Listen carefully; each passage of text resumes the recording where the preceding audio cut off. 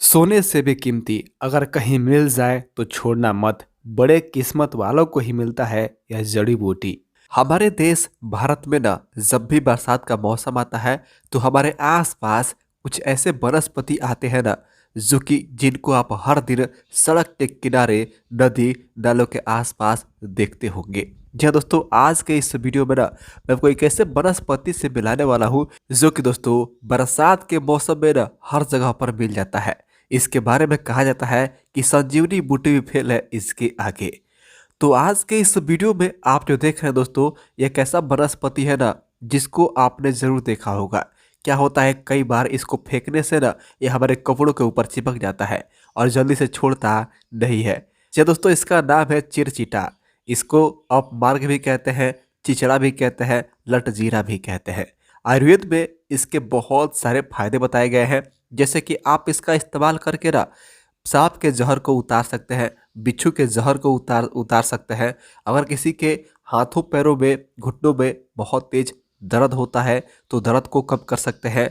Migraine की समस्या है, बार बार सर में बहुत तेज दर्द होता है तो आप उसको ठीक कर सकते हैं। मुंह के छालों को ठीक कर सकते हैं और दांतों की सफाई कर सकते हैं, दांतों के दर्द को मिटा सकते हैं।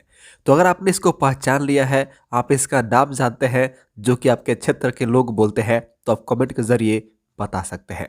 दोस्तों, एक ऐसा वनस्पति होता है ना जिसके जो बीज होते हैं ना बिल्कुल चावल के दाने जैसे ही होते हैं।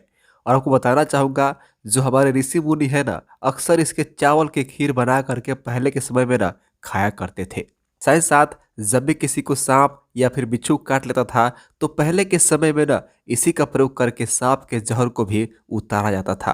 क्या दोस्तों, सबसे पहले बताना चाहूँगा, इसकी जो दातुन होती है, जिस तरह से यहाँ पे काट के मैं दिखा रहा हूँ ना, इसकी दातुन करने से ना दोस्तों हमारे दांतों के जितने भी रोग होते हैं ना, चाहे असमय पहले दांतों का टूटना हो, दांतों पर कालापन जमना हो, पीलापन जमना हो, दांतों में दर्द हो, तो इसकी दातुन करने से ना दांतों में होने वाले तमाम रोगों से मुक्ति मिल जाती है। ऐसा कहा जाता है कि इसकी दातुन करने से ना हमारे दांत कभी भी नहीं टूटते हैं। और गांव में अभी भी लोग इसकी दातुन करते हैं। इसकी दातुन करने से ना दांतों से संबंधित जितने भी रोग होते हैं ना बिल्कुल ठीक हो जाते हैं। तो विस्तार से इस वीडियो में मैं आपको अपमार्ग के फायदे बताने वाला हूं, तो आप इस वीडियो को पूरा जरूर देखिएगा। और अगर आपको ये जानकारी ज़रा सा भी पसंद आ रही है तो आप इस वीडियो को एक लाइक कर दीजिएगा। आपको दोस्तों एक लाइक करना हमारी मेहनत को सफल बनाता है। तो सबसे पहले आपके घर के आसपास जहाँ पर भी ये पौधा दिखाई दे तो आप उसको ना जड़ सहित उखाड़ लें। ध्यान रहे दोस्तों, कई बार क्या होता है ना, सड़क के किनारे ये पौधे लगे होते हैं ना, तो बार बार गाड़ियां आती जाती रहती हैं तो इसके ऊपर ना धूल मिट्टी पड़ता रहता है। तो लेकर के आए वही पौधा जो कि बिल्कुल नया नया हो और उसके ऊपर ना डस्ट नहीं लगा हो। तो जिस तरह से मैं यहाँ पर तोड़ रहा हूँ वैसे ही आप इसके पत्तियों को तोड़ लें और सबसे पहले क्या करना, आप इसको साफ पानी से धो लें। क्योंकि दोस्तों औषधियों में इसके पत्तियों का ही प्रयोग सबसे ज़्यादा होता है। कई बार इसके जड़ का ही प्रयोग होता है या फिर कई बार इसके डंठल का ही प्रयोग होता है। तो क्या करेंगे ना, हम इसको कूटेंगे, इमाम दस्ते में इसको कूटेंगे, या फिर अगर आपके घर में इमाम दस्ता नहीं है ना तो आप इसको सिलबट्टे पर अच्छे से पीस लें। दोस्तों, औषधियों को बनाने के लिए ना कई बार इसके पंचांग का भी जरूरत पड़ता है, यानी इसके फल फूल जड़ तना का भी जरूरत होता है। तो इसको हम कूट रहे हैं और चलिए मैं आपको इसके कूटते कूटते इसके फायदों के बारे में बताता हूँ। तो सबसे पहले बात करते हैं ना, अगर आपके मुंह में बार बार छाले हो जाते हैं तो छाले को कैसे दूर किया जा सकता है। देखिए दोस्तों, जो छाले होते हैं ना हमारे मुंह में, अक्सर हमारे पेट की गर्मी की वजह से ही होते हैं या फिर नॉन वेज खाने की वजह से होते हैं। तो मुंह के अंदर अगर छाले हो जाए ना तो इसके पत्तियों को तोड़ करके लेकर के आए, साफ पानी से धो लें और इसका काढ़ा बना करके अगर गरारा करते हैं ना तो मुंह के छाले एक ही दिन में ठीक हो जाते हैं। अगर आप ऐसा नहीं करना चाहते तो आप इसके पत्तियों को ना तोड़ करके लेकर आएँ और ऐसे ही चबाएं। चबाने मात्र से ही देखेंगे ना, 2-3 बार चबाते हैं ना एक दिन में, तो मुंह के छाले बिल्कुल ठीक हो जाते हैं।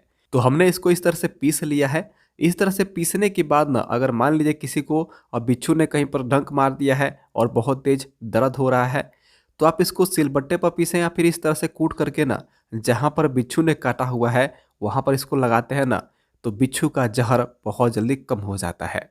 इससे क्या होता है, बिच्छू का जो डंक होता है ना बाहर निकल जाता है और दर्द से आराम मिल जाता है। कई बार लोगों को बिच्छू काटने मात्र से ही बुखार हो जाती है, तो वैसे लोगों के लिए यह उपाय है ना बहुत ही कारगर है।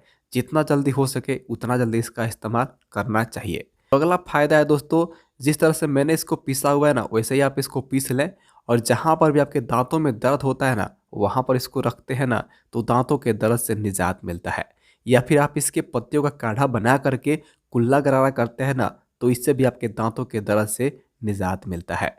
कई बार क्या होता है, हमारे घर में बड़े बुजुर्गों को जोड़ों का दर्द होने लगता है, घुटनों में दर्द होने लगता है, तो इसको पीस करके इस तरह से ना थोड़ा-सा गरम करके और तवे पर जहाँ पर भी दर्द होता हो, घुटना हो या फिर कंधा हो, तो इसको पीस करके ना थोड़ा-सा गरम करके वहाँ पर रखते हैं या फिर बाँधते हैं ना, तो सूजन भी है, तो सूजन भी ठीक हो जाती है। इसके साथ-साथ जोड़ों का दर्द है, घुटनों का दर्द है, वो भी मिट जाता है। अगर आपको मान लीजिए कहीं पर सूजन आ गई है हाथों-पैरों में, तभी भी आप इसके पत्तियों को तोड़ करके ना वहाँ पर पीस सकते हैं, लगा सकते हैं। कई बार छोटा-मोटा घाव जब भी हो जाता है ना, तो चला नहीं जाता है, तो उस समय भी आप इसके ना रस को वहाँ पर लगा सकते हैं या फिर इसके पत्तियों को पीस करके वहाँ पर लगा सकते हैं। इससे जो है ना घाव में, फोड़ा-फुंसी में बहुत राहत मिलती है।